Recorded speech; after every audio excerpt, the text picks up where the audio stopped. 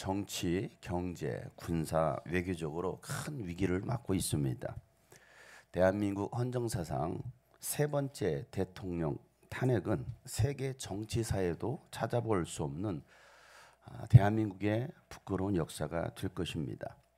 국민들은 좌로 우로 갈라져서 서로 싸우고 있습니다. 자신의 의견이 맞지 않으면 무조건 반대하고 조금만 달라도 짓밟고 끌어내려고 하고 있습니다. 정의와 공의가 사라진 지 오래되었습니다. 왜 그럴까요? 최초 인간 아담이 타락한 이후 사람들의 생각과 계획은 악하고 세상은 온통 속속들이 썩어 있다라고 성경은 말씀하고 있습니다. 무려 6천년 전에 이와 같이 말씀하고 있습니다. 거짓이 세상을 지배하고 있습니다. 왜 그렇습니까? 공중권세자본자 마귀는요, 거짓의 아비입니다. 마귀는 자신의 때가 얼마 남지 않은 것을 알기 때문에 이 마지막 때에 온 세상을 다 흔들어 놓고 있습니다. 전 세계, 대한민국뿐만 아니라 전 세계를 휘몰아치고 있습니다. 요한계시록 12장에 보면 마지막 때에 일어날 일에 대해서 이렇게 예언하고 있습니다. 다 같이 읽어보겠습니다. 시작. 우리의 동료들은 어린 양이 흘린 피와 자기들이 증언한 말씀을 힘입어서 그 마귀를 이겨냈다. 그들은 죽기까지 목숨을 아끼. 그러므로 하늘아 그리고 그 안에 사는 자들아 즐거워해라. 그러나 땅과 바다는 화가 있다. 마귀가 자기 때가 얼마 남지 않은 몹시 성이 나서 너에게 내려갔기 때문이다. 아멘.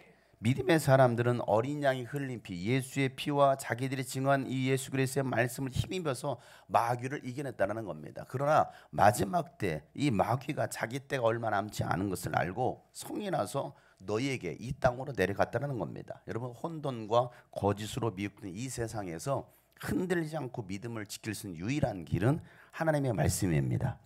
하나님의 말씀은 진리이기 때문입니다. 예수의 피를 의지하고 말씀을 의지하는 사람들은 마귀의 시험을 이겨낸다는 거예요. 목숨도 아끼지 않고 죽음도 두려워하지 않습니다. 왜 그렇습니까? 생명의 부활이 있기 때문입니다. 그럼에도 여전히 마귀는 어때요? 이 믿는 사람들을 넘어뜨리려고 아주 공격하고 아주 그냥 눈에 쌍불을 켜고 그런 사람들을 찾아다닌다는 겁니다. 그래서 17절에 이렇게 계속 얘기하고 있습니다. 그래서 그 용은 그 여자에게 노예서 그 여자의 남아있는 자손, 다 같이 시작. 곧 하나님의 계명을 지키며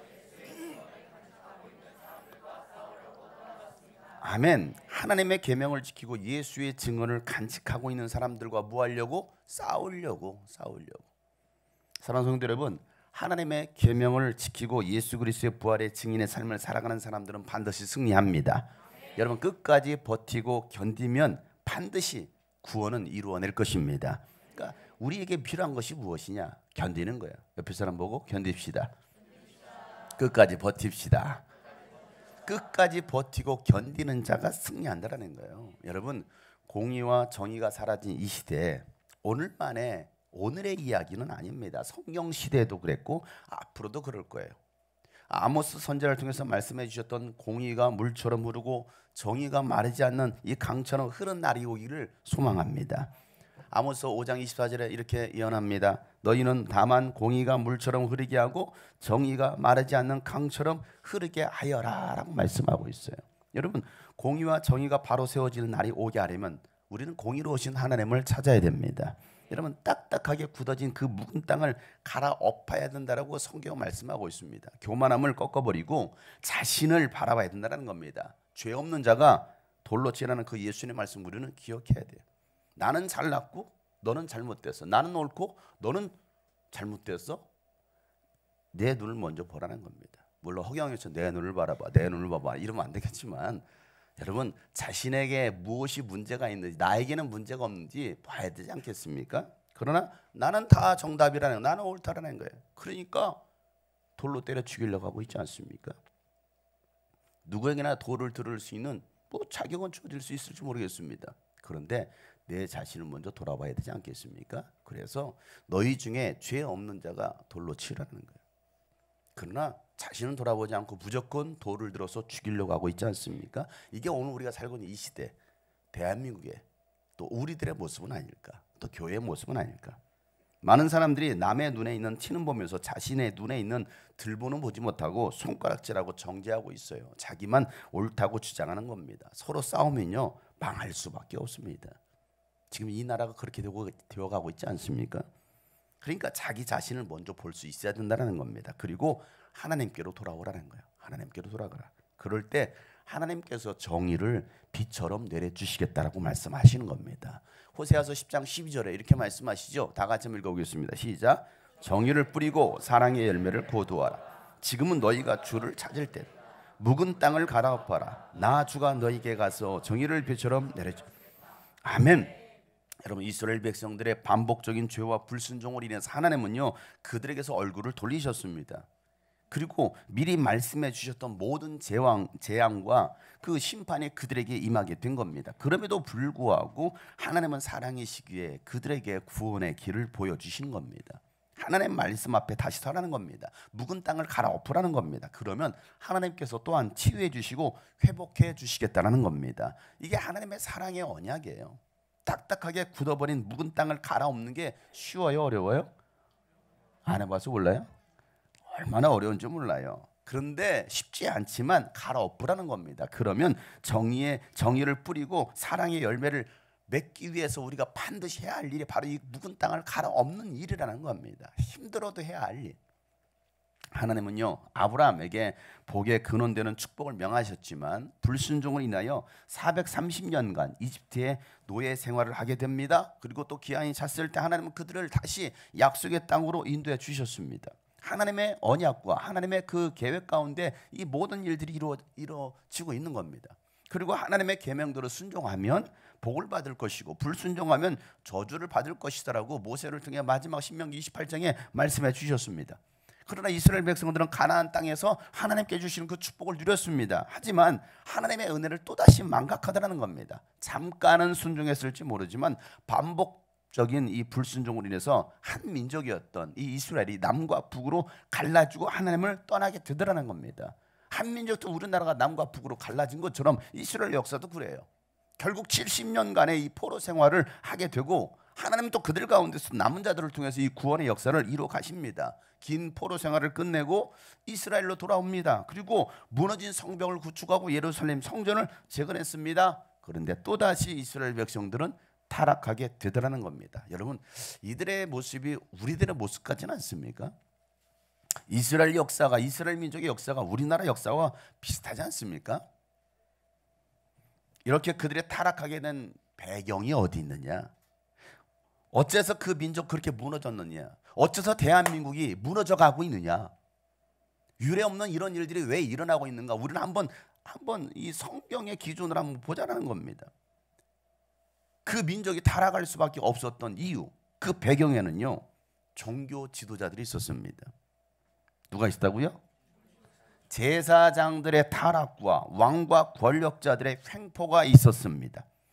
하나님을 섬겨야 될 제사장들의 타락은요 하나님의 침묵으로 이어져 갖고 구약과 신약 사이 400년간의 영적 암흑기로 들어가게 되는 겁니다. 누구의 타락으로요? 제사장의 타락, 왕과 권력자들의 타락. 여러분, 대한민국의 위기는요 대통령의 문제일까요? 한번 생각해 보세요. 제가 지금 대통령에 편든다고 생각하지 마시고요. 대통령의 문제일까요? 사실은 이 나라의 문제는요 영적 지도자의 부재입니다. 한 지도자, 대통령 한 지도자가 문제가 아니라 영적 지도자의 부재라는 겁니다. 이 땅에 수많은 목회자가 있다지만 엘리야 같은 예언자가 없고요, 에리메 같은 눈물을 가진 예언자가 없습니다. 세계적인 대형 교회가 한국에 하나 다 있습니다. 모든 교단의 대형 교회는 한국에 있습니다. 목회자들도 그렇게 많은데 영적 지도자가 없다라는 겁니다. 그런 상태를 예수님께서 뭐라고 말씀하셨을까요? 마치 목자 없는 양처럼 양들이 고생한다라는 거예요. 백성들이 고생한다라는 겁니다. 마태복음 5장 36절에 예수께서 말씀하셨습니다. 다 같이 읽어보겠습니다. 시작. 예수께서 무리를 보시고 그들을 불쌍히 여기셨다. 그들은 마치 목자 없는 양과 같이 고생에 지쳐서 기운이 빠져있기 때문이. 아멘. 구약 성경의 맨 마지막인 말라기서는요 구약의 마지막 예언자로 하나님의 간절한 마음이 담겨 있습니다. 마치 계엄령, 계엄 포고문과 같은 하나님의 메시지가 말라기서예요. 그 경고 주요 대상이 누군지 아십니까? 그 경고 대상 야당 정치인요? 제사장들이었어요. 말라기서의 전문은 이렇습니다. 이렇게 시작합니다. 말라기서 1장 1절부터 2절 말씀 다 같이 한번 읽어보겠습니다. 시작. 다음은 주님께서 말라기를 시켜서 이스라엘 백성에게 경고하신 말씀이다. 나는 너희를 사랑한다. 나 주가 말한다. 그러나 너희는 주님께서 우리를 사랑하신다는 증거가 어디에 있습니까? 하고 묻는다. 에서는 야곱의 형이 아니더냐? 나 주가 말한다. 아멘. 여러분, 하나님이 이스라엘 백성들을 향하여서 뭐라고 말씀하십니까? 벌써 잊어버렸어요? 뭐라고 말씀하셨어요? 내가 너희를 사랑한다. 하나님께서 우리를 언제 어떻게 사랑하셨는데요? 사랑하신다는 증거가 어디 있습니까? 라고 오히려 묻더라는 거예요. 오늘도 하나님은 여러분을 사랑하십니다 라고 말씀하시는데 나를 어떻게 사랑하시는데요? 그 증거가 도대체 뭔데요? 돈이나 좀 많이 줘봤어요? 뭐요? 뭐? 하나님 나를 사랑하는 뭘로 알 수 있어요? 이렇게 따지더라는 거예요. 여러분, 우리 인생에 고난이 찾아오고 위기가 찾아오면 하나님은 어디 계시냐? 하나님은 도대체 어디 계시느냐? 우리를 사랑하시는 건 맞냐라고 따지고 있습니다. 고난 중에서도 왜 우리를 돌아봐 주지 않느냐라고 불평하는 겁니다. 여러분, 하나님께서 돌보아 주시지 않는 것이 아니라 죄인인 우리가 하나님을 떠났다라는 생각은 하지 않아요. 내가 하나님의 말씀에 순종하지 않았다라는 생각은 하지 않습니다. 그런 자들을 향하여 예수님께서 이렇게 말씀하시죠. 마태복음 23장 37절 말씀에 다 같이 한번 큰 소리를 읽어보겠습니다. 시작. 예루살렘아 예루살렘아 네게 보낸 예언자들을 죽이고 돌로 치는구나. 암탉이 병아리를 날게 하려 품듯이 내가 몇 번이나 네 자녀들을 모아 품으려 하였더냐. 그러나 너희는 원했어요? 원하지 않았다는 겁니다. 내가 너희들을 품고 내가 너희들을 구원하고 내가 너희들을 치유하고 너희들을 복주고 회복하려고 얼마나 많은 예언자들을 보냈느냐. 그래서 하나님의 말씀을 전하게 하지 않았느냐. 그런데도 그 이스라엘 백성들은 이 예언자들의 말을 무시하고 오히려 하나님을 대적했다는 겁니다. 뭐 있다고요? 하나님을 대적해요. 그들의 쓴소리, 예언자들의 쓴소리를 듣지 않아요. 달콤한 귀를 즐겁게 하는 그런 설교들을 얼마나 많은 예수 믿는다라고 하는 사람들이 원하고 있지 않습니까? 책망의 소리를 듣기를 좋아합니까? 쓴소리를 누가 듣기를 좋아합니까? 그저 잘하고 있습니다. 아이고, 예배 시간은 졸아도 잘하고 있어요. 잘 주무십니다. 사랑하는 자에게 단잠을 주신 하나님이십니다. 그런 거 여러분 듣기 좋아하지 않습니까?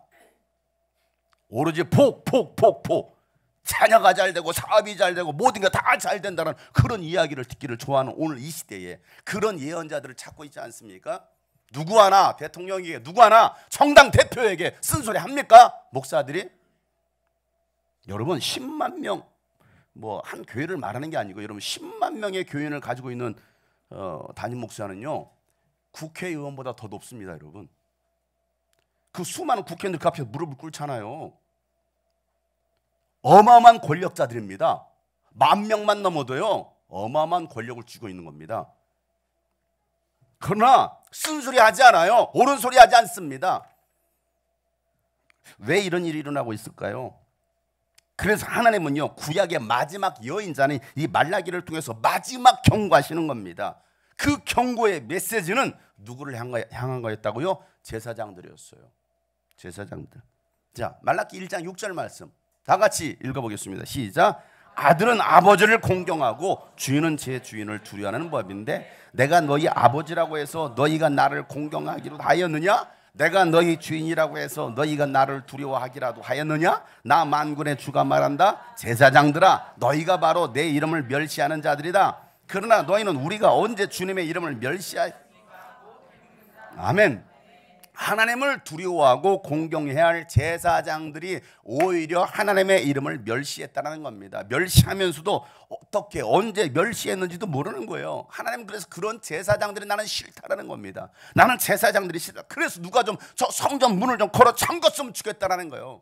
저 교회 문 좀 걸어 잠궜으면 좋겠다는 다시는 제사장들이 제사를 지내지 못하게 했으면 좋겠다라는 겁니다. 다시는 목사들이 예배를 집도하지 않았으면 좋겠다라고 말씀하시는 거 아닐까요? 10절 말씀이에요. 읽어보세요. 시작. 너희 가운데서라도 누가 성전 문을 닫아 걸어서 너희들은 내 제단에 헛된 불을 피우지 못하게 하면 좋겠다. 나는 너희들이 싫다. 나 만군의 주가 말한다. 너희가 바치는 제물도 이제 나는 받지 않. 아멘. 나는 내 백성들을 사랑한다라고 이런 말과 1장에서 이렇게 나는 너희를 사랑한다라고 말하고 있지만 이제는 나는 너희가 싫다. 나는 너희들이 짜증난다라고 말하고 있습니다. 누가요? 백성들이 아니라 제사장들이 짜증난다라는 거예요. 누가 좀 성전 문 좀 걸어 잠궈서 다시는 제사 좀 안 지내게 했으면 좋겠다라는 겁니다. 여러분, 우리 교회 성도들은 기억하시겠지만 2019년도에 12월 달에 예배 바로 세우기 캠페인, 예배 캠이라고 있습니다. 예배 바로 세우기 캠페인. 제발 예배 시간 늦지 말라고, 지각하지 말라고. 10시 45분에 우리 하나님 예배합니다. 그럼 45분 전에 와가지고 우리 예배를 준비하고 미리 자리 기도하면서 하나님 오늘도 드려진 예배가 하나님 받으시기 합당한 예배가 되기 원합니다. 그렇게 기도를 준비하고 그래서 나팔을 불잖아요. 40분에 예배 나팔을 붑니다. 45분에 청각 다시 예배 나팔을 붑니다. 그래서 우리가 교회 문을 걸어 잠그겠다라고 했어요. 예배당 문을 잠그겠다. 45분 이해 온 사람들은 나머지 교육관으로 가든 화장실에 가든 밖에서 알아서 예배를 드려라. 그렇게 미리 사전에 광고하고 몇 시 전부터 광고하고 12월 첫째 주가 딱 되었습니다. 40분에 나팔을 불었습니다. 그리고 45분에 청각 나팔을 또 다시 불었습니다. 그리고 제가 뒤에서 문지기 역할을 하면서 문을 걸어 잠궜어요. 뒤늦게 온 사람은 열어주지 않았어요. 뒤늦게 이제 45분 딱 돼 문 닫는데 엘리베이터가 문 열리면서 오네. 그럼 열어줘야 되잖아요. 아니요, 문 잠궜어. 막 힘으로 밀더라고. 얼마나 힘이 센지. 제가 안 열어줬어요. 예, 청각 우리는 약속했으니까. 여러분 왜 제가 그렇게 했을까요? 요한계시록 보세요. 마지막 때가 되면 하나님께 천사를 보내 나팔을 불게 하시겠다는 겁니다. 나팔이 뭡니까? 경고의 메시지거든요. 나팔은 언제 불어요? 소집할 때, 백성들을 소집할 때. 나팔은 언제 부릅니까? 전쟁이 났을 때, 적군이 침투했을 때. 이게 다 나팔의 용도입니다. 소집할 때 나팔을 불고, 제가 이게 종을 칠 때는 졸고 있는 사람이 있기 때문에 종을 친다라고 내가 이제 말씀을 드리는 거예요. 누군가 졸고 있겠구나, 종을 칠 때는. 그래서 45분 무슨 소리는 종 치는 소리야. 이렇게 소리가 들리는 거예요. 나팔 소리가 들리고 종소리가 들리는 겁니다. 45분 땡 되면 종소리가 들리고 문을 잠궜습니다. 그때와 앉았던 그 시간, 그 예배를 그렇게 딱 했더니 평상시 45분 됐을 때 한 대여섯 분밖에 안 앉아있던 분이 그때 내가 지금 보니까 한 3, 40명 앉더라고. 문을 잠궜어요. 나머지 다 보냈습니다. 자, 그 다음 주가 됐더니 진짜 목사님 문을 안 열어주네. 그 다음 주가 되니까 한 80%가 잘 오더라고요. 20분은 여전히 늦어. 교육관으로 보냈습니다. 이렇게 12월 한 달을 했습니다. 왜? 진짜 우리가 주님의 나팔 소리가, 제림의 나팔 소리가 들었을 때 그 소리를 듣지 못하고 들어가지 못할 사람이 있을 것이다. 우리가 준비하자, 깨어있자, 예배를 좀 바로 세우자. 요 이야기를 했던 것입니다. 한 달 했어, 한 달 훈련했어요. 그리고 12월 첫째 주부터는 이제 자유를 맡겼습니다. 그랬더니 또 자유롭게 오시더라고. 통제가 없으니까 자유롭게 오시더라고. 오늘은 어떻습니까, 여러분? 여러분의 예배는 태도는 어떻습니까? 여러분의 예배 태도는 어때요? 준비된 마음입니까? 준비된 자세입니까? 그리고 나서 제가 12월 마지막 주 예배를 드리고 나서 우리 운영위원회를 모아놓고 제가 그렇게 얘기했습니다. 2020년도에 우리 교회를 폐쇄하겠습니다. 한 달 동안 교회 문을 닫을 겁니다. 창립 기념일을 주일을 기점으로. 첫째 주가 우리 창립 기념일이잖아요. 창립 기념일을 기점으로 우리 교회 한 달 동안 폐쇄하겠습니다. 그리고 여러분 한 달 동안 여러분 가고 싶은 교회 가세요. 여러분 듣기 좋아하는 그 설교를 찾아가시고 한 달 동안 그 교회를 다니세요. 그리고 마음에 들면 그 교회에 정착하세요. 저도 다른 교회 다닐 겁니다. 하고서 제가 교회를 폐쇄하겠다고 말을 했습니다. 그러자 목사님이 너무 갑자기 그렇게 하면 우리 교인들이 당황하지 않겠습니까? 조금만 생각할 시간을 달라고. 알겠다고. 그럼 시간을 주겠다고. 한두 달 주겠다고. 3월 달부터 문을 닫을 생각을 하고서 그렇게 그냥 창립에 지나고 한두 달 지냈습니다. 그 겨울 모든 사역을 마쳤습니다.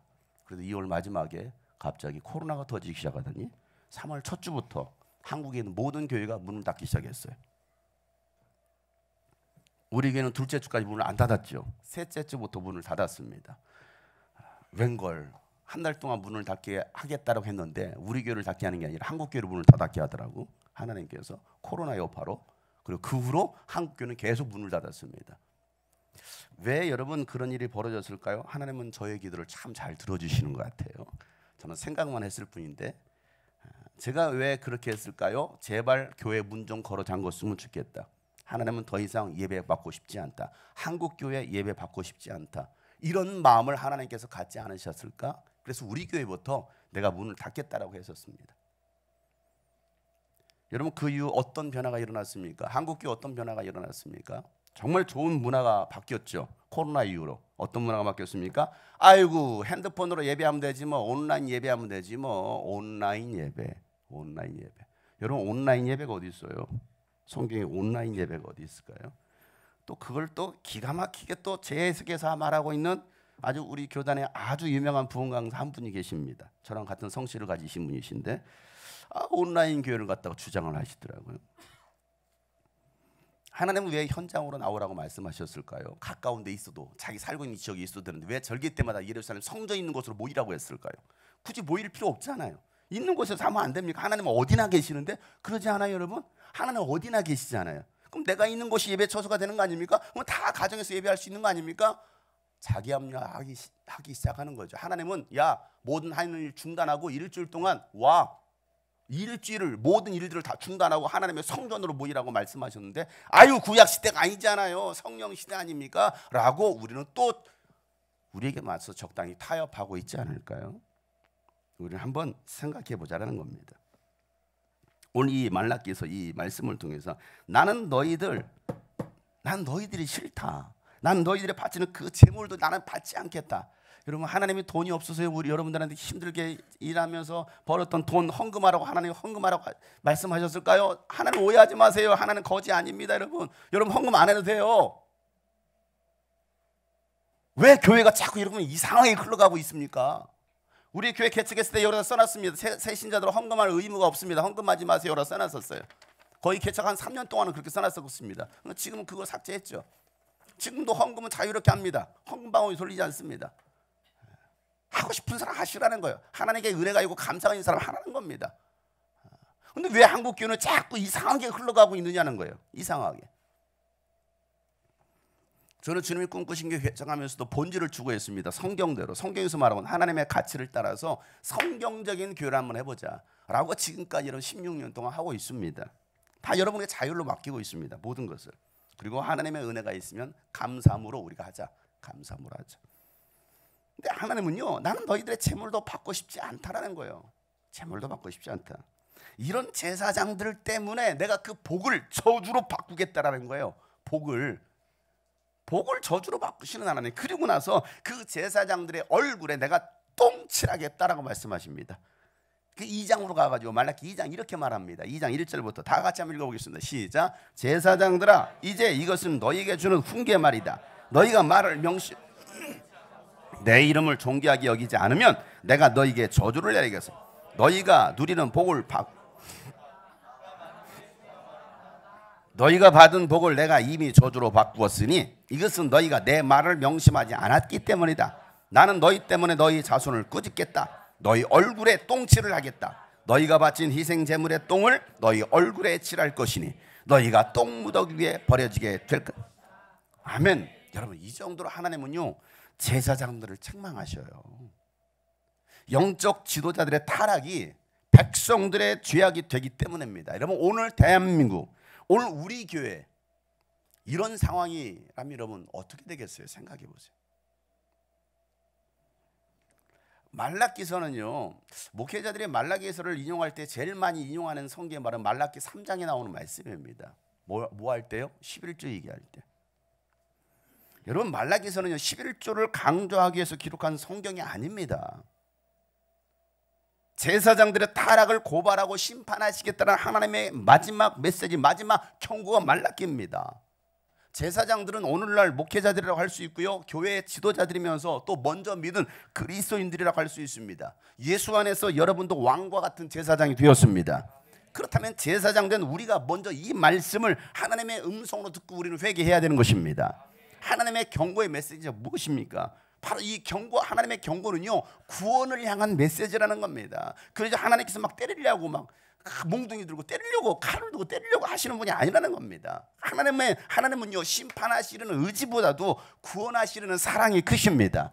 하나님은요 여러분을 구원하시길 원하십니다. 이 대한민국을 다시 새롭게 하시길 원하십니다. 하나님의 말씀을 명령으로 듣고 순종하면 하나님 반드시 그들을 구원하십니다. 이게 성경의 원리예요. 이게 성경의 가르침이라는 겁니다.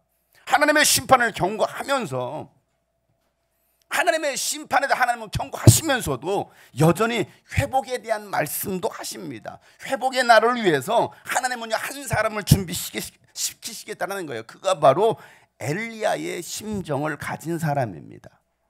자, 오늘 읽었던 5절 6절 본문 말씀이에요. 읽어보세요. 시작. 주의 크고 두려운 날이 이르기 전에 내가 너에게 엘리야 예언자를 보내겠다. 그가 아버지의 마음을 자녀에게로 돌이키고 자녀의 마음을 아버지에게로 돌이킬 것이다. 돌이키지 아니하면 내가 가서 이 땅을 저주. 아멘. 하나님은 바로 한 사람을 준비시키겠다라는 건 무엇을 위해서? 구원을 위해서. 엘리야는요 BC 900년 북이스라엘 아방 시대 활동의 선지자로서 아방이 이방년 이세벨을 아내로 맞이하면서 바알신과 아세라신을 위한 산당을 만들고 백성들로 하여금 하나님이 아닌 우상을 숭배한 그 죄를 지적하면서 그 어떤 왕보다도 가장 악한 왕이 바로 아방이라고 말씀하십니다. 그래서 이 북이스라엘에 3년 6개월 동안 비가 내리지 않게 했던 선지자가 바로 엘리야 선지자입니다. 가장 타락한 시대. 이 엘리야는 갈멜 산에서 바알 예언자 450명과 아사라 예언자 400명 불러놓고 왕과 백성들이 다 보는 앞에서 담대하게 외칩니다. 내가 믿는 하나님이 진짜냐? 니들이 믿는 신이 진짜냐? 한번 가려보자라는 거예요. 한번 대결해보자라는 겁니다. 네가 믿는 하나님과 내가 믿는 하나님, 네가 믿는 신과 내가 믿는 신, 누가 과연 옳은지 진짜인지 한번 대결해보자라는 거예요. 이 교회가 진짜인지 이 교회가 진짜 한번 대결해보자라는 거예요. 이상한 대결을 신청합니다. 이상한. 제가 은혜를 받고요. 제가 처음 고등학교 1학년 때 은혜를 받고 난 다음에 제 마음에 생겼던 분노 중에 하나가 바로 그런 거였습니다. 한국교회 타락, 부패, 목회자들의 타락과 부패, 한국교회 성도들의 너무 부패에 대해서 저게 과연 성경에서 말하고 있는 교회의 모습인가? 저 사람들이 진짜 예수 믿는 사람들인가? 교회는 거대하고 수많은 사람들이 모여있지만 전혀 영적이지 않은 그런 모습들이 너무 많은 한국 교회를 바라보면서 내 안에 생겼던 게 대결해보자. 대결해보자. 엘리야처럼 전도하면서 너 교회 다니? 교회 다닌다라는 거예요. 너 성령 받았니? 성령이 뭔데? 성령에 대해서도 알지 못하는 사람들도 굉장히 많으면서 네가 믿는 하나님과 내가 믿는 하나님 누가 진짜인지 한번 대결해보자. 말도 안 되는 대결을 제가 신청하는 거예요. 예수 믿는 사람인데 물론 이단도 아니지만. 자, 열왕기상 18장 21절 말씀 보세요. 다 같이 읽어보겠습니다. 시작. 그러자 엘리야가 그 모든 백성 앞에서 이렇게 말하여 여러분은 언제까지 양쪽에 다리를 걸치고 머뭇거리고 있을 것입니까? 주님이 하나님이면 주님을 따르고 바알이 하나님이면 그를 따르십시오. 그러나 백성들은 한마디도 그에게 대답하지 아멘. 하나님과 우상 사이에서 양다리를 걸치고 있는 그 백성들을 향하여 주님이 하나님이면 주님을 따르고 바알이 하나님이면 바알을 따르라고 소리치는 거예요. 이 말이 무슨 말입니까? 하나만 선택하라는 거. 하나만. 양다리 걸치지 말고 하나님만 선택해라. 여러분 종교 다원주의 종교 혼합주의가 뭡니까? 종교 혼합주의. 하나님을 믿는다고 하면서도 세상의 것도 사랑하는 거 아닙니까? 교회 나와서 말씀은 듣고 있지만 말씀대로 살지 않습니다. 그리고 세상의 말, 세상의 가치를 더 따르는 거. 여러분 이게 종교 다원주의, 종교 혼합주의 아닙니까? 하나님을 믿는다고 하지만 다른 하나님을 믿는 것 같아요. 보면 교회 내에서도 싸우는 걸 보면 이 사람이 믿는 하나님과 저 사람이 믿는 하나님이 다른 것 같아. 저 사람의 성령과 이 사람의 성령이 다른 것 같아. 바울이 받은 성령과 오늘 기독교인들 받은 성령이 다른 것 같아. 전혀 다른 하나님. 그러지 않습니까? 왜 이렇게 싸울까요? 왜 이렇게 국민들이 반으로 나눠 싸우고 있을까요? 왜 교회들이 싸우고 있을까요? 우리 교회는 안 싸워요. 여러분 왜 싸우십니까? 지금 싸우고 있다는 얘기가 아니에요. 왜 다를까요? 똑같이 기도한다는데 왜 하나님의 응답은 다를까요? 그럼 하나님이 다른 거예요? 이상하잖아요. 뭐가 좀. 각자의 하나님을 만들어 놓고 있어요. 각자의 하나님. 그리고 듣고 싶은 대로만 듣고 있습니다. 여러분, 하나님의 말씀인 진리는 변하지 않습니다. 우리가 세상 안에 살고 있기 때문에 세상을 떠날 수는 없습니다. 그러나 세상 속에 그리스도인으로서 빛과 소금으로 살아가는 사람, 세상과 타협하지 않는 그리스도인들이 진짜 예수님 짤이고 진짜 크리스찬인 것입니다. 찬양할 때만 나는 크리스찬, 나는 크리스찬, 이게 아니라 말로만 입술로만 그리스도인이고 크리스찬이 아니라 진짜 크리스찬. 여러분, 가짜가 판을 치는 시대, 거대 교회가 우상이 되어버린 시대, 어느 교회 다녀? 있잖아, 이 큰 교회 있잖아, 큰 교회. 이름만 들어도 아는 그 교회 다녀? 어느 교회? 주님이 꿈꾸신 게 그게 어디 있어? 새마을금고 3층 거기도 교회가 있어? 비교 대상이 되네. 어느 교회야? 지하에 있는 교회, 상가교회. 그런 데 다녀? 아직도 주님이 꿈꾸신 교회 다녀? 이렇게 말하는 사람도 있더라고. 근데 다닌다, 어쩔래? 어쩌라고? 참 어리석죠? 아주 화려하고 아주 잘 다니는 그런 교회 다니시냐고? 내가 그 교회 부목사입니다. 부목사님이세요? 저는 개척교회 담임 목사인데요. 그래요? 왜 이렇게 됐을까요? 너무 가짜가 많은 거 아닐까요? 개척하고 한 2년 3년 되니까 저한테 물어보더라고요. 개척교회 하세요? 네, 개척교회요. 그래요? 교인이 몇 명이나 되세요? 예, 애기들, 학생들 다 합쳐서요 한 2, 30명 되는 것 같습니다. 어른들만 몇 명이에요? 어른들이요? 한 대여섯 명이요?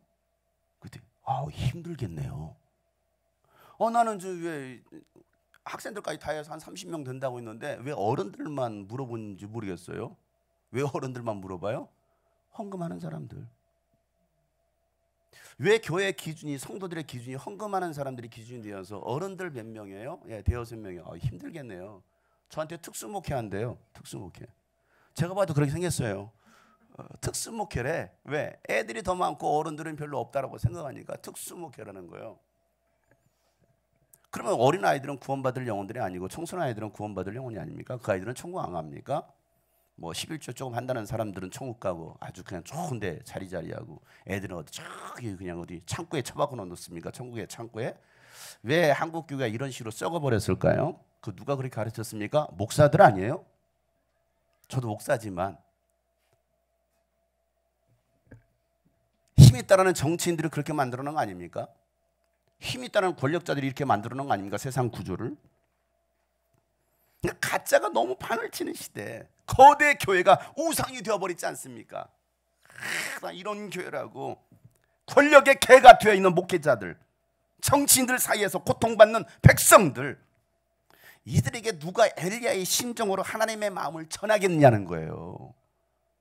그러니까 제가 이런 말을 해도 어차피 저는 그냥 바위에 계란 치는 거 똑같은, 어차피 작은 교회 목사가 무슨 말을 외친들 무슨 얼마나 영향력이 있겠습니까?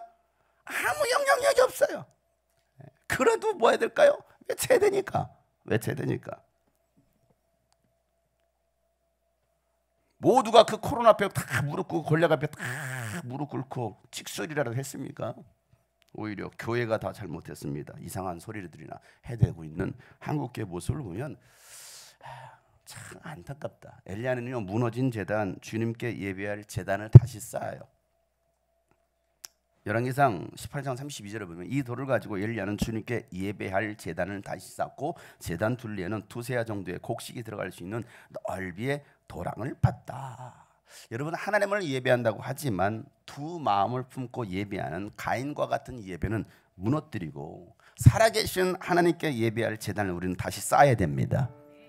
여러분 안에는 예수님보다 더 사랑했던 우상들을 다 제거하고 주님께 드릴 온전한 예배의 제단을 다시 쌓으시기를 바랍니다. 오늘 우리가 해야 될 일은 바로 그겁니다. 우상의 제단은 다 무너뜨려버리고 예수님보다 더 사랑했던 것들은 다 무너뜨리고 온전한 예배, 주님께 드릴 마음의 예배 주님을 위한 주님을 향한 노래 중심이 예배 내려놓고 이제 나 돌아와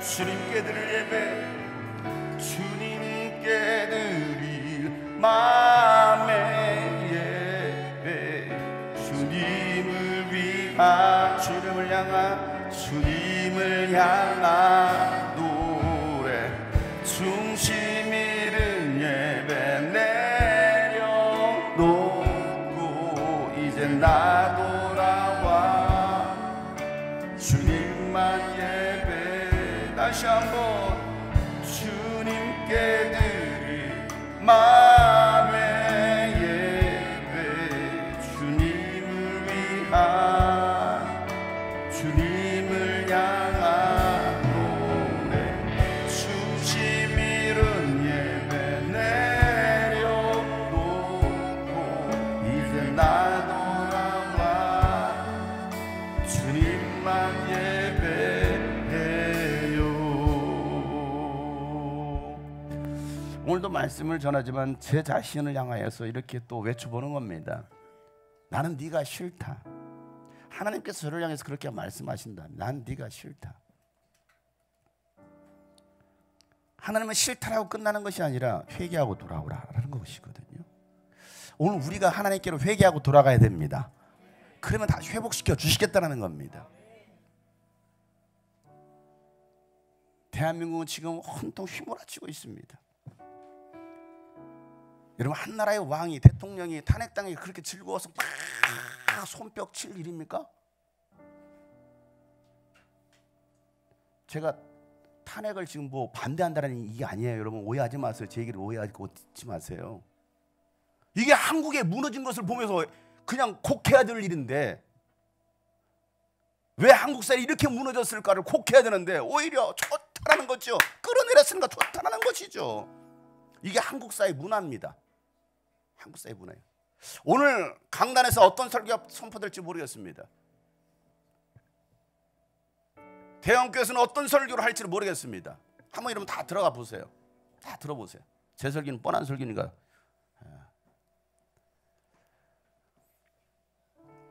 오늘 강단에서 선포해야 될 내용들이 뭐가 돼야 될까요? 제사장들아 회개하라. 왜 이스라엘이 무너졌느냐? 왜 대한민국이 무너졌느냐? 다 너희들 때문이다라고 말씀하시는 하나님의 음성을 듣고 제사장들이 먼저 회개하고 예수 믿는 제사장들과 여러분들이 회개해야 될 때인데 회개하는 사람이 얼마나 있겠느냐 이게.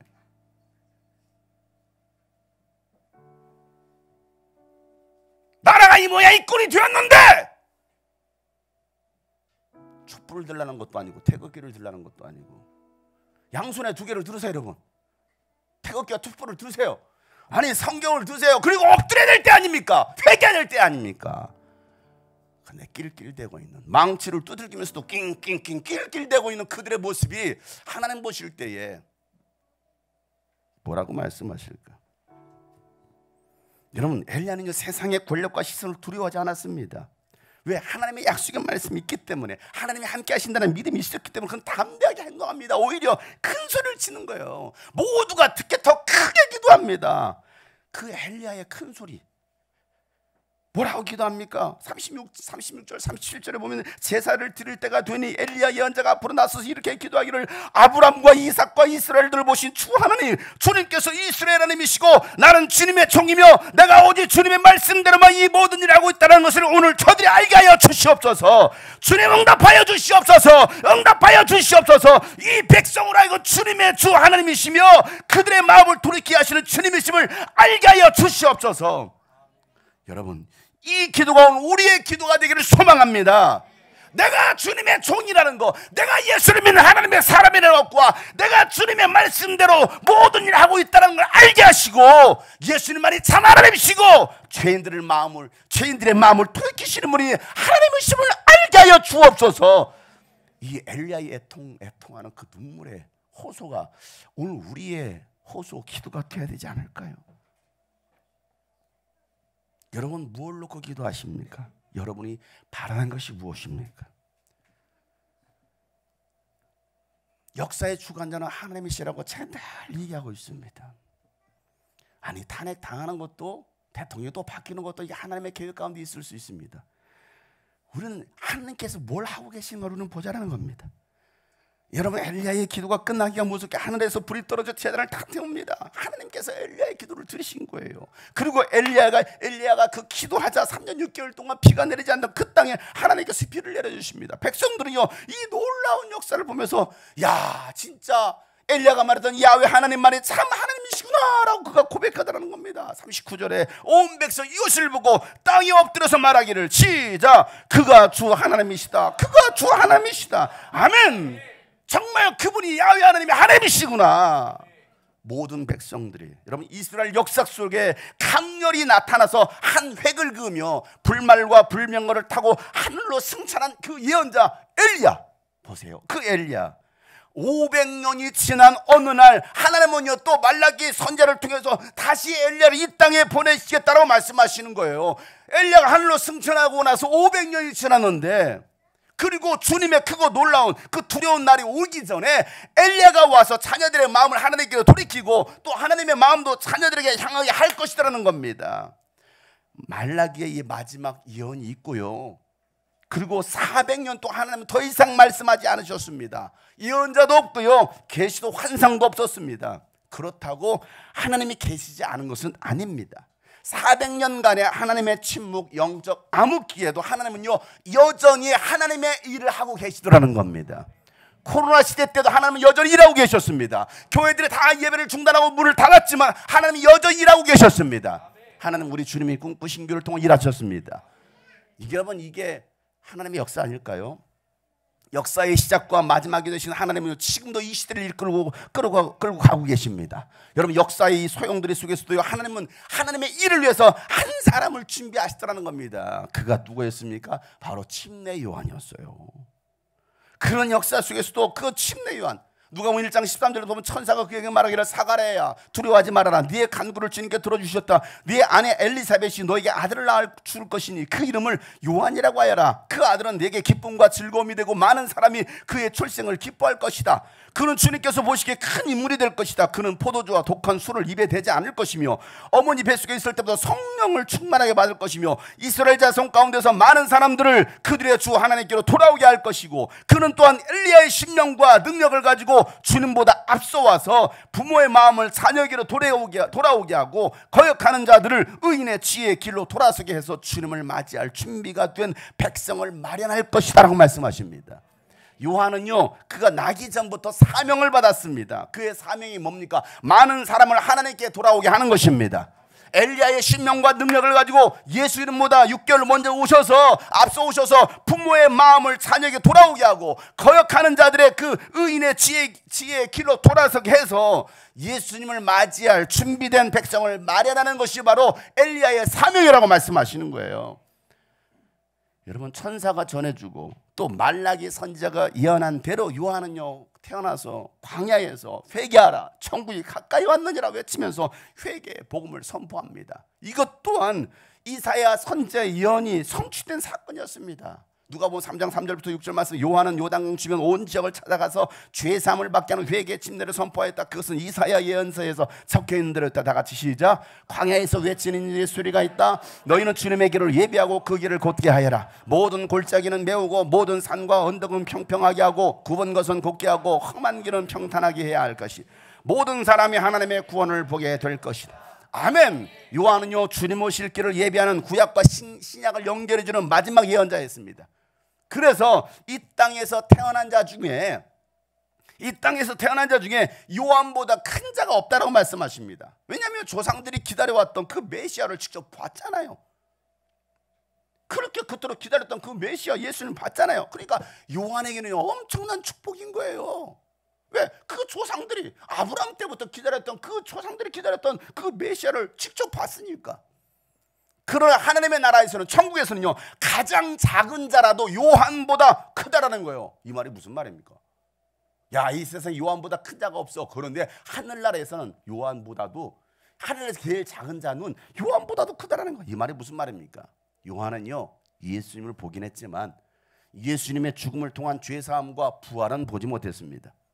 예수님의 죽음과 이 부활을 믿는 사람들은 하나님의 자녀가 됩니다. 그러니까 요한보다도 크다라는 거예요. 왜? 요한은 하나님의 자녀까지는 아니었거든요. 하나님의 백성으로. 그러니 하나님 나라에서는 요한보다 크다. 여러분, 요한이 외쳤던 회개 복음은요, 교만을 다 꺾어버리고 하나님께 돌아오라는 것입니다. 예수님이 들어오실 수 있도록 거칠고 굽어진 마음과 생각을 다 평탄케 하라는 겁니다. 높아진 우상들을 다 제거하라는 겁니다. 이미 심판의 도끼가 나무 뿌리에 놓여있기 때문에 회개하지 않으면 찍어서 불 속에 던지시겠다는 것이 성경의 말씀이에요. 요한이 계속해서 말합니다. 요한복음 누가복음 3장 7절 9절 말씀. 요한은 자기에게 침례를 받으러 나온 무리에게 말하이다. 독사의 자식들아, 누가 너에게 닥쳐올 친노를 피하라고 일러주더냐. 회개 알맞은 열매를 맺어라. 너희는 속으로 아브라함은 우리의 조상이다 하고 말하지 말아라. 내가 너희가 말한다. 하나님께서는 이 돌들로도 아브라함의 자손을 만드실 수 있다. 도끼를 이미 나무 뿌리에 갖다 놓으셨다. 그러므로 좋은 열매를 맺지 않는 나무는 다 찍어서 불 속에 던지신다라고 말씀하고 있어요. 이 독사의 자식들아. 이런 설교, 한국교회에서 이렇게 설교했다면 큰일 날 거예요. 다 쫓겨날 걸요. 이 독사의 자식들아. 저도 쫓겨날 뻔했잖아요. 너 독사의 자식들아 한다고. 교단에서도 제가 이런 얘기하니까, 야, 장효성 목사 교단에서 하는 강단에 세우지 마, 끌어내려라고 하는 세력들이 일어났다는 얘기를 듣고 얼마나 기쁘던지요. 야, 장용성을 제거하라. 지령을 받고, 북한 지령을 받은지 어찌 모르겠지만은 장용성을 제거하라. 나를 그렇게 봐줘서 너무나 감사하더라고. 작은 교회인데. 사랑하는 성도 여러분, 지금은 닥쳐올 진노를 피할 때입니다. 예수님의 재림이 얼마 남지 않은 마지막 시대입니다. 여러분, 세상은 어수선하지만 이 믿음의 사람들은 정신을 차리고 깨어 있어야 됩니다. 영적 분별력을 가지고 영혼 구원에 힘써야 됩니다. 주님의 재림을 준비해야 됩니다. 여러분, 사명을 알았던 이 침례 요한처럼 사명대로 살다가 사명대로 갈 한 사람이 되어야 됩니다. 나는 쇠하고 예수만 흥하여야 하리라. 나는 죽고 예수는 살고, 나는 없고 예수만 있는 삶. 그들이 바로 진짜 예수 믿는 사람들입니다. 그들이 바로 엘리야의 심정을 가진 사람입니다. 여러분, 자녀들의 마음을 아버지께로 향하게 하고 아버지의 마음을 자녀에게로 향할 한 사람, 엘리야의 심정을 가진 한 사람, 주님 오실 길을 예비할 한 사람, 저와 여러분이 되기를 예수 이름으로 축복합니다. 그래서 지금이야말로 우리가 엘리야처럼, 침례 요한처럼 회개하라. 천국이 가까이 왔느니라. 회개하라. 예수님의 재림의 때가 가까이 왔느니라. 여러분, 바른 진리, 바른 복음을 전할 수 있는 저와 여러분 모두가 되기를 주 이름으로 축복합니다. 지금은 엘리야 때처럼 주 말씀이 선포되고, 또 주의 종 모세가 때같이, 또 주의 종 모세의 때와 같이 언약이 성취되네. 비록 전쟁과 기근과 핍박, 환난 날이 다가와도, 환난 날이 다가와도 우리가 해야 될 일은 뭡니까? 외치는 자의 소리가 되어 우리는 광야에 외치는 소리, 주의 길을 예비하라. 보라, 주님 구름 다시고 나 밟을 때에 다시 오시네. 모두 외치세. 이를 은혜의 개미 시온에서 구원 임하네.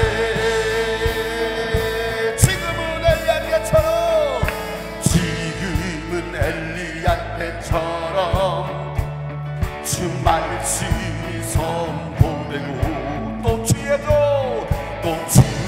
종 모세의 때와 같이 언약이 비록 전쟁과 비록 전쟁과 기근과 핍박 환난 날이 다가와도 환난 날이 다가와도 우리는 광야에 외치는 소리 주의 길을 예비하라.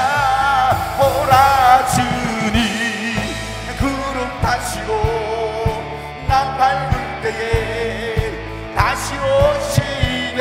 모두 외치세. 이 은혜에게니 시온에서 구원이 에스겔의 환상처럼 에스겔의 환상. 마른 뼈가 살아나야 됩니다. 마른 뼈 이 땅이 다시 살아나야 됩니다. 대한민국이 살아나고 교회가 살아나고 다윗의 때와 같이 예배 수수할 때가 이르렀습니다. 수수할 때가 이르러 들판 기어쳤네. 우리는 수수할 일꾼 되어 주 말씀을 선포하리. 보라 주님 구름 타시고 나팔 불 때에 다시 오시네. 모두 외치세. 은혜의 마지막 때입니다. 우리가 더 정신을 차리고 깨어있어야 됩니다. 보라 주님 보라 주님 구름 타시고 엘리야의 심정을 가져 정말 하나님의 나라의 복음을 선포하시는 사람, 회개하라 천국이 가까이 왔느냐라고 선포하시는 사람. 지금은 엘리야 때처럼, 지금은 엘리야 때 오늘 말씀을 기억하세요. 주 말씀이 선포되고 또 주의 정보세, 또 주의 정보세의 때와 간절하게 기도하는 마음으로 찬양하세요. 비록 전쟁과 기근과 이 땅에 환난이 있어도, 비록 전쟁과 기근과 핍박 환난 날이 다가와도 우리는 광야에 외치는 소리 주의 길을 위해 에스겔의 환상처럼, 에스겔의 환상처럼 마른 뼈가 살아나야 됩니다. 하나님 우리의 영혼을 살게 하여 주옵소서. 이 민족을 살게 하여 주옵소서. 다윗의 때와 같이 예배가 회복되네. 수수한 때가 이르러 들판을 기어쳤네. 우리는 수수 일꾼 되어 주 말씀을 선포하라. 보라 주님 구름 타시고 나팔 불 때에 다시 오시네. 모두 외치세. 은혜의 길이 시온에서 보라 주님 구름 타시고, 보라 주님 오시기를 예비하세요. 주님의 재림을 준비합시다. 영혼을 구원합시다. 영혼을 초대합시다. 하나님의 나라를 세웁시다. 그 한 사람, 엘리야의 심정을 가진 한 사람 내가 되기를 원합니다. 보라 주님 구름 타시고, 보라 주님 구름 타시고 나팔 불 때에 다시 오시네. 모두 외치세. 주여 내가 엘리야의 심정을 가진 한 사람 되게 하여 주옵소서. 그 사람이 내가 되게 하여 주옵소서라고 다같이 간절하게 부르짖어 기도합니다. 하나님 아버지여, 엘리야의 심령을 그 한 사람 내가 되게 하여 주옵소서. 보라 주님 구름 타시고 나팔 불 때에 다시 오시네. 모두 외치세. 은혜의 길이 시온에서 구원이. 보라 보라 주님 구름 타시고 나팔 불 때에 다시 오시네. 모두 외치세. 은혜의 길이 시온에서 구원이. 다같이 보라 보라 주님 구름 타시고 다시 오실 주님을 찬양하라. 다시 오실 주님을 예비하라. 시온에서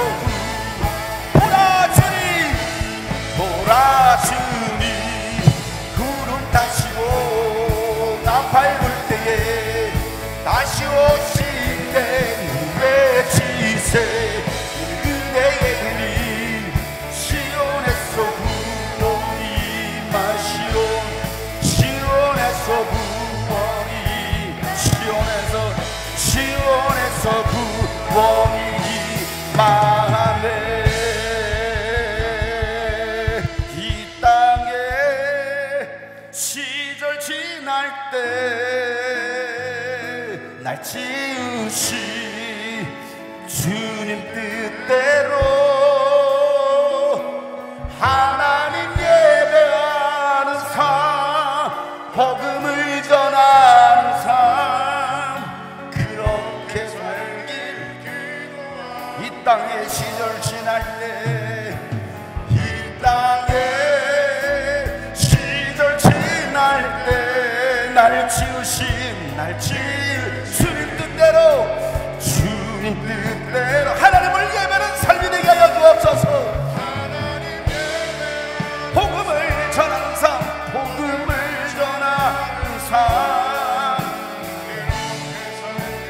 기도와 내 이름 내려놓고 예수 이름을 들고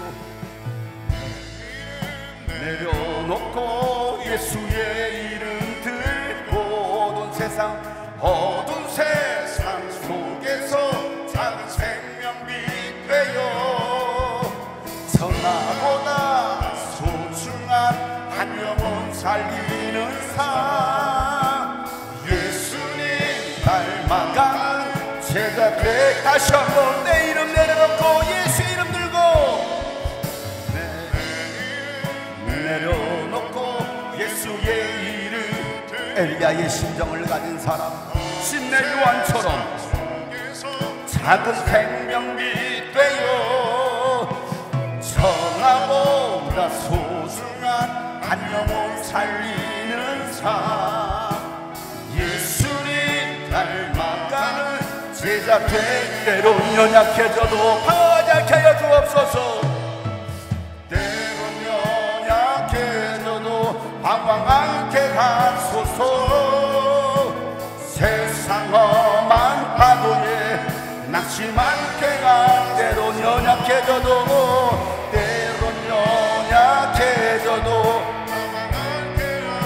세상 험한 파도에 다시 한번 때론 연약해져도 방황하게 하여 주옵소서 때론 연약해져도 방황하게 흔들리지 마세요 세상 험한 파도에도 낙심하지 마세요 주님이 여러분과 함께 하십니다 여러분을 도와여 진리하실 것입니다 이 땅에 시절 지날 때에